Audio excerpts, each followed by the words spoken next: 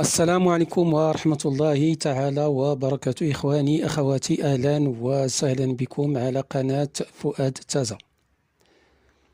المنتخب المغربي لأقل من 20 سنة يتأهل لربع نهائي كأس إفريقيا المقامة بمصر بعد فوزه على تونس ب3 إصابات لواحدة. وهكذا يحجز المنتخب المغربي بطاقة العبور لربع نهائي كأس إفريقيا من هذه الفئة بعد فوزه المستحق على المنتخب التونسي بنتيجة 3 إصابات لواحدة. اللقاء الذي انتهى بعد قليل يوم الأربعاء على أرضية ملعب السويس بمصر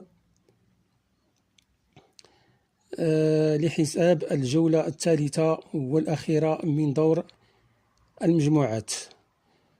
أشبال الأطلس تمكنوا من فرض أسلوبهم داخل رقعة الملعب، حيث افتتح اللاعب المغربي أيمن أرقيك الشوط الأول بتسجيل الإصابة الأولى في الدقيقة 44 من الشوط الأول. في الشوط الثاني يعود المنتخب التونسي بقوة ونجح في تعديل الكفة بعد ضغط على المنتخب المغربي. الهدف سجل من طرف أنيس دوبال في الدقيقة 53. وهكذا يتمكن المنتخب التونسي من أن تعديل الكفة وتشتعل المقابلة من جديد بين الفريقين، ويتمكن المنتخب المغربي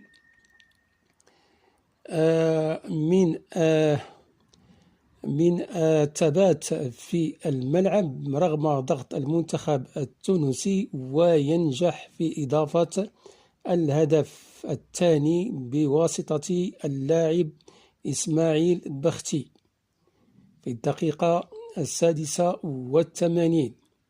ثم يضيف الهدف الثالث اللاعب المغربي جونز العبد لاهوب، وهي رصاصة الرحمة على نسور قرطاج التونسي، وتنتهي المقابلة ب3 إصابات لواحدة. وهكذا يتمكن المنتخب المغربي في تصدر هذه المجموعة برصيد 7 نقاط، متقدما على نيجيريا التي حلت في الصف الثاني ب5 نقاط.